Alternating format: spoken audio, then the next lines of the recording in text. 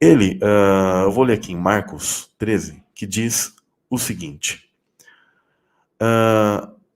verso 3. Assentando-se ele no Monte das Oliveiras, defronte do templo, Pedro, Tiago e João e André lhe perguntaram em particular, dize-nos, quando serão essas coisas? Porque ele falou sobre a questão do... Vou até ler do verso 1 aqui. E saindo ele do templo, ou seja, o Messias, Jesus, disse-lhes um dos seus discípulos, mestre, olha que pedras, que edifícios, falando sobre o templo ali, né, sobre as construções e sobre, principalmente, o templo.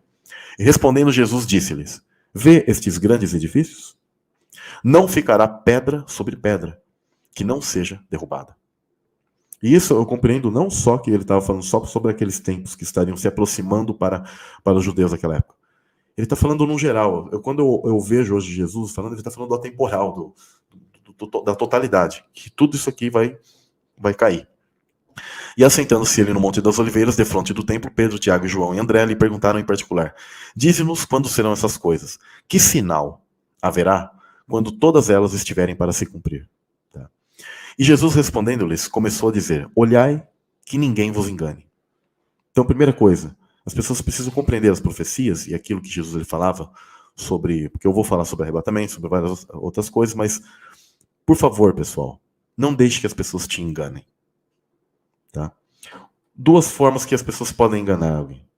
Ou a pessoa estar enganada, ela, e com boa intenção na ideia dela, passar algo que não é verdadeiro e ela não compreendeu, ou simplesmente ela faz aquilo porque quer te enganar mesmo. E existe até um terceiro caso que já está ligado a essa última forma que eu falei, mas que a pessoa ela se depara com algum engano e ela viu que ela estava ensinando errado, mas ela não quer voltar atrás e fala assim, e agora? O que eu vou fazer? Se vocês me dissessem, Samuel, se você se deparasse que tudo que você ensinou é mentira, que Jesus ou alguma coisa, ou alguma doutrina, alguma coisa, mentira, você falaria, gente, isso aqui não é. Se Deus ele me mostrar ou me falasse assim, olha, tal coisa não existe, você está errado. Com certeza. Eu não sou louco de continuar, então, passando algo que é errado. Tá? Mas essas são as duas formas. Então, a primeira coisa que Jesus ele fala, olhai que ninguém vos engane, porque muitos virão em meu nome, dizendo, eu sou o Cristo, e enganarão a muitos. E não só eu sou o Cristo de dizer, eu sou Jesus, tá? Mas dizendo, eu tenho aquilo que é a palavra de Cristo. Eu tenho a revelação, eu tenho isso e aquilo. A pessoa precisa ter muito cuidado, muita seriedade com isso. Isso vai ser requerido de cada um. Tá? Principalmente em certos tipos de fontes ou coisas do tipo, é perigoso. É perigosíssimo. E não é porque as pessoas elas estão falando de Deus, ou possam soar perfeitamente, mesmo tudo que eu estou falando aqui para vocês precisam orar e pedir de Deus. Pai, é isso. Muitas vezes, há pessoas que até ouvem meu canal aqui e passam anos e elas dizem que aí Deus, ele realmente, ela continua, ela sente que tem algo, só que ela não compreende a princípio e ela permanece ali. Né? E aí Deus, ele mostra. De repente ele abre aquilo para a pessoa, porque ela está querendo, ela está compreendendo, é uma questão de amadurecimento. Né? Mas a pessoa precisa sempre pedir de Deus para compreender tudo isso. E aí ele diz, e quando ouvirdes de guerras e de rumores de guerras, não vos perturbeis, porque assim deve acontecer, mas ainda não será o fim. Tá? Existem, inclusive, canais que eles colocam praticamente quase datas ou coisa do tipo, onde eles usam de sensacionalismo, porque as pessoas já ficam viciadas numa espécie de dopamina de medo. Ela acha legal aquela sensação, nossa, o mundo vai acabar, que não sei o quê. Eu não gosto de usar isso, né? Mas a gente precisa compreender os sinais de uma maneira sempre o quê? Equilibrada. Da mesma maneira que você precisa passar essa palavra para o seu amigo, do trabalho, seja quem for, você precisa ter um equilíbrio para poder passar. Você não deve passar para assustar a pessoa, mas alertar, exortar, de uma maneira equilibrada. Né? Porque até, sei lá, você mesmo vai entrar em descrédito, a pessoa vai olhar e falar assim, esse cara é doidão, né? Ele tá, né? E você é outra coisa, você não tem que ter medo dos sinais do fim. Tem gente que já é o contrário, não gosta de falar do fim porque tem medo. Ela não está segura de si no mundo espiritual. Então ela tem medo dessas coisas. Eu não, eu gosto de falar disso porque eu anseio pela volta de Cristo. Tampouco fico usando de sensacionalismo. E aí ele diz, porque se levantará nação contra nação, nós temos visto isso há muito tempo, reino contra reino, e haverá terremotos em diversos lugares, e haverá fomes e tribulações, e estas coisas são os princípios das dores. Então, tudo que a gente lê sobre o Apocalipse, ou qualquer tipo de doutrina, a gente precisa compreender tudo aquilo como Cristo ele falou. Então, a gente já tem observado tudo isso, e esses são os sinais principais, os últimos sinais.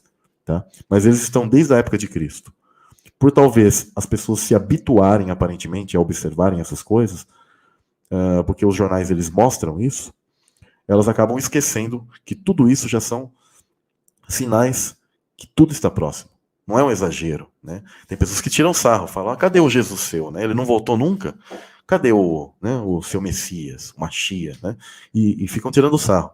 Mas a gente precisa ter aquele equilíbrio e falar, não, né? Eu sei que os sinais estão aí. Quem tiver olhos que consiga ver. Mas olhai por vós mesmos, porque vos entregarão aos concílios e às sinagogas. Sereis açoitados e sereis apresentados perante presidentes e reis, por amor de mim, para lhes servir de testemunho. Isso já iniciou, pessoal? Sim, já iniciou. Há países que possuem dificuldades em que você possa falar do evangelho. E isso já iniciou já com a época, os apóstolos, os discípulos, eles já sofreram muito disso. E como eles se espalharam, e o nosso mundo começou a se esfriar nessa parte espiritual, as pessoas pensam que não. Mas isso sempre existiu. Só que ainda não tomou aquela proporção tão grande. Tá? Mas olha que interessante o que Cristo ele diz. Mas importa que o evangelho seja primeiramente pregado entre todas as nações. Então, o povo judeu, o povo hebreu, ele se espalhou já no cativeiro babilônico. Os que ainda estavam ali em Jerusalém, após o cerco, né, que Jerusalém teve, que é entendido pelo imperador Tito lá na época, eles se espalharam, mas a palavra de Cristo ela continuou sendo espalhada por toda a terra. Aos poucos, a Bíblia ela foi sendo traduzida, ela foi sendo, mesmo que as traduções não sejam 100% daquilo que às vezes a mensagem traz, mas a base do Evangelho, ela se espalhou por toda a terra. Hoje, os povos eles conhecem a Jesus. E como inclusive existe até um livro que eu já compartilhei lá no Telegram, chama Fator Melquisedeque, mesmo as pessoas que não tiveram ação de missionários ou algo do tipo, Deus ele tem sua forma e seu nível de cobrar deles o entendimento. Todos eles sabem que existe um Deus. Todos eles sabem que Deus é um criador do mundo que nós estamos. E eles sabem que não podem fazer o mal para o próximo. Matar aquele próximo. Há índios que eles têm um respeito total, que quando ele vai pegar a sua caça, ele faz uma espécie até de oração ali pela caça, porque aquele animal foi morto. Ou seja, eles têm um tipo de consciência espiritual. Então, mas, no geral, a gente percebe que o evangelho ele está sendo e foi espalhado por todas as nações. Nações na África, nações na Ásia, toda a Europa, nosso continente americano. Hoje, nós, como brasileiros, podemos dizer que nascemos num mundo cristianizado. Mesmo que seja aquele cristianismo que vem com aquele um pouco envelopado de maneira romana, tá? Mas ainda a gente conhece a pessoa de Cristo. Então, o evangelho ele se espalhou por toda a terra e isso é um fato. Jesus ele disse. Só que, se ele já se espalhou por toda a terra, significa que estamos a um fim iminente, que em dado momento chegará, e a gente precisa estar preparado para isso. E a gente precisa contribuir com isso. Eu tenho sentido muito disso, Deus tem tocado muito no coração de pregar mais o evangelho de uma maneira que eu percebo que as pessoas elas gostam de saber novidades, os segredos, as profundidades de Deus, mas eu percebi que mal aplicam isso no dia a dia. Então eu tenho sentido muito de fazer isso, e isso é algo que eu vou fazer mais de uma maneira mais simples para alcançar muito mais pessoas na sua simplicidade, para que a gente venha corroborar aí com as profecias mesmo, desse evangelho ele se espalhar. E a gente deve fazer isso com o nosso vizinho, com o nosso próximo, com o nosso amigo, com o nosso cara ali, o amigo do trabalho, o companheiro do trabalho, com o cara na padaria, aonde for, tá? A gente tem que fazer isso.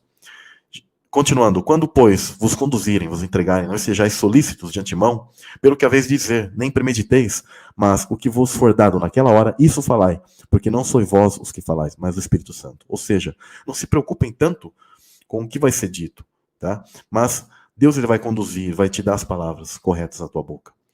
E aí diz, e o irmão entregará à morte o irmão, e o pai ao filho, e levantar-se-ão os filhos contra os pais, e os farão morrer. Sobre não confiar nas pessoas, nem nos nossos parentes. Porque vai chegar um momento, pessoal, que mesmo esses que são nossos parentes, eles poderão nos trair no sentido de não suportar eu diria assim, essa prova final e entregar as pessoas, tá? A questão do anticristo. Inclusive, falando já de arrebatamento, já abrindo um parênteses aqui, isso aqui, prestem bem atenção. Quando o pessoal fala, arrebatamento é pré-tribulacionista. Não. Esse verso aqui que Jesus está falando, prestem bem atenção, está muito claro que está falando sobre os momentos difíceis, de que as pessoas passarão, tá? Passarão e estarão em um momento tão complicado em que até os parentes estarão traindo ao outro. Por quê? Porque será um momento super difícil. Aqui já mostra que Jesus ele sabia de que as pessoas passarão por momentos difíceis e elas não vão ser retiradas. Igual a igreja de hoje, ela pregou uma doutrina pré-tribulacionista. Tá? Existem outras formas e outros versos que eu depois vou ler aqui com vocês. Eu vou ler uns 17 versos aqui com vocês, onde vocês vão compreender que, poxa, é verdade, não tem como pensar que eu vou ser tirado daqui. Tem gente que está apregoando isso, por quê? Ela acostumou, ou faz por ignorância, que é o que eu creio, né? A maioria das igrejas hoje, em massa, creem assim, porque eles acostumaram com uma igreja toda, eu quero vazar daqui, eu quero sair daqui, o que eu vou fazer? Peraí. Os discípulos, Jesus sofreu, os discípulos e todos passaram por algo muito difícil, muito complicado. Porque você acha que vai ser diferente. Se somos a última geração, estamos aqui, é porque Deus sabemos que somos capazes de passar nisso, e é uma prova. É algo que Deus, é uma prova, tá? Você vai demonstrar o que você ama realmente, o sistema das coisas desse mundo, você se preocupa com isso ou não. E aí, até a fidelidade, a relação ao seu irmão, ao seu próximo, ao seu pai, à sua mãe, isso que Jesus fala é muito forte. Não confiem naqueles que são seus pais. Não confiem naqueles que estão próximos a você. Porque é assim, pessoal. Por mais que a gente tenha o sentimento por nossos pais, parentes, irmãos, mas se eles não estão de acordo com aquilo que Deus ele fala, a gente precisa sim abrir mão disso. Porque isso aqui é temporário. Teu pai e tua mãe são pais carnais desse mundo físico. Mas nosso verdadeiro pai é o eterno. Ele é o nosso verdadeiro pai. Tá? Inclusive até a figura materna, como eu já falo aqui no canal, mas alguns ficam em choque, a Ruach HaKodesh, ela representa até esse papel. Tá? Então esse pai e mãe. Tá? Mas se você não consegue entender isso, pense então num pai só. E aí diz, e sereis odiados por todos por amor do meu nome. Mas quem perseverar até o fim, por que esse fim? Até o momento de ser tirado daqui? Não, até o fim. Esse será salvo. Ou seja, significa que as pessoas estarão aqui até um momento específico em que Deus aí entende que, não, esses não passarão por um tipo de momento. Qual é o momento? Aquilo que eu já coloquei nos estudos em Apocalipse, momento da ira. A ira de Deus, a gente não passará, as taças da ira de Deus. Mas, em momentos que nós estamos enfrentando os selos, o clímax dos selos virá no nosso tempo, se somos essa última geração, e nós temos sentido muito disso, e passaremos pelas trombetas. E Paulo ele já vou deixando a deixa aqui, bem claro.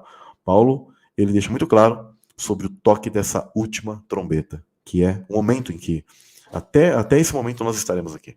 Né? Se é o caso de sermos essa geração que estará viva ainda. Depois eu vou ler essas passagens com vocês.